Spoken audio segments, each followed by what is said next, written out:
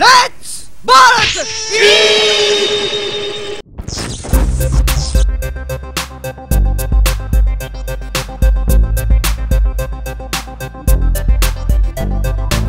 Okay guys, so reaction video muna tayo regarding sa bagong Voltes 5 series ng GMA. Kasi ang balita ko, maganda raw ang graphics ng bagong series na to. So tingnan natin yung trailer nila habang hawak-hawak ko tong aking Voltes 5 toy. Okay, this is Ponyo, my son. He's so healthy. You wanna watch the new Voltes 5? What's that? Is that the Voltes 5 enemy? Voltes 5 is so small compared to Crypticon. Let's watch muna, let's watch, okay? Wait, teachers. Ano, heavy, no? Heavy, mabigat yun eh, robot. So heavy! He's too big! Hawakan na namin mga robot namin while watching yung trailer, okay? Do you know this one, Voltes 5?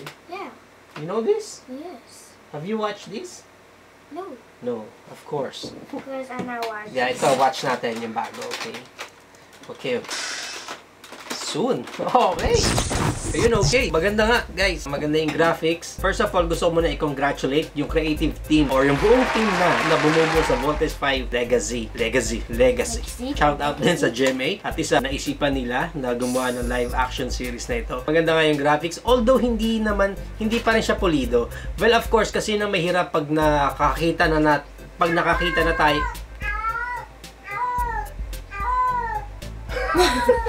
Show! Yun ang medyo mahirap guys pag nakakita na tayo ng above doon sa expectations natin ng mga graphics. Tapos makakita tayo ng ganito. Pero lower down lang din natin expectations natin naman guys regarding this. Kasi hindi naman to Hollywood film. Hindi naman to Hollywood budget. And ang maganda dito, makikita mo yung effort ng creative team regarding this trailer. Diba? So sa trailer pa lang. Yun nga lang, ang mahirap din minsan. Trailer lang. Pero finger crossed tayo dyan. Tiwala pa rin tayo na all throughout ng palabas is ganitong klaseng quality ang mapapakita nila. Although again hindi pa rin ganun kapulido, pero at least we're getting there na. Magandang sign itong nakita natin ngayon, okay? Although ito lang ang opinion ko naman regarding this. Hopefully, ito yung mga hopefully ko or sana ko regarding this palabas. First, yun nga, hindi lang sana ito matapos yung ganitong klaseng quality sa trailer lang. Hopefully, all throughout nung palabas nila. Second is that, bigyan tayo ng compelling talaga na storyline. Although, malakas ang feeling ko na kung ano lang yung story din sa cartoons, ganun lang din yung gagawin nila dito. Not unless gawa nila ng konting twist na magkakaroon ng sabwatan between the sindikato, and then may makikidnap, and then mag-aaway sila sa bodega, then lalabas yung pulis sa hulihan. Hindi, iba na.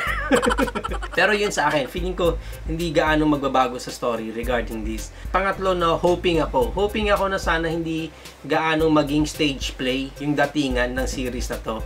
Kasi ito lang isang number one problem ko sa mga telenovela na nakikita ko.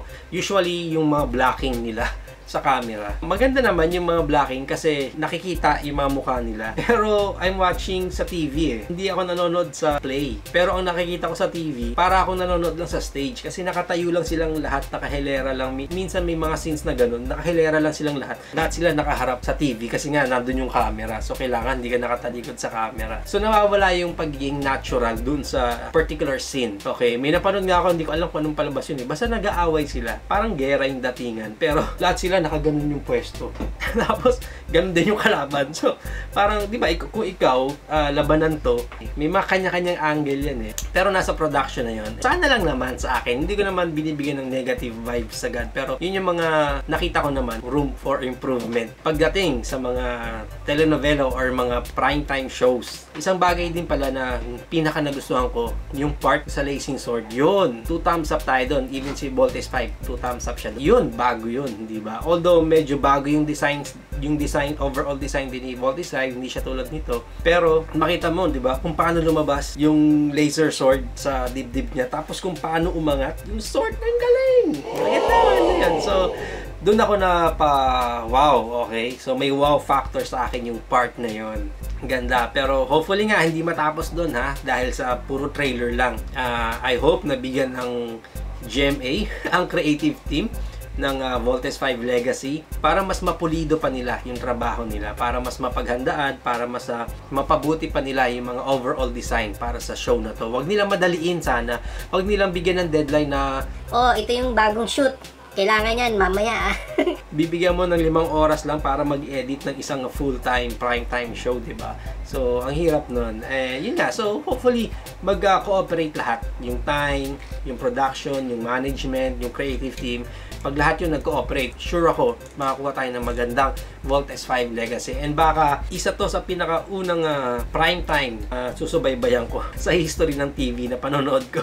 Okay? Baka kayo guys, may naisip din kayo. Ano yung mga hopes, yung mga sana rin ninyo regarding sa palabas na to na Vault S5. Ayun guys, so if you have any comments, questions, suggestions, or violent reactions regarding this new Vault S5 Legacy trailer, please comment it down below na lang din kayo. So once again, thank you so much for watching this video. My name is PJ Valencia and you're watching Vault S5!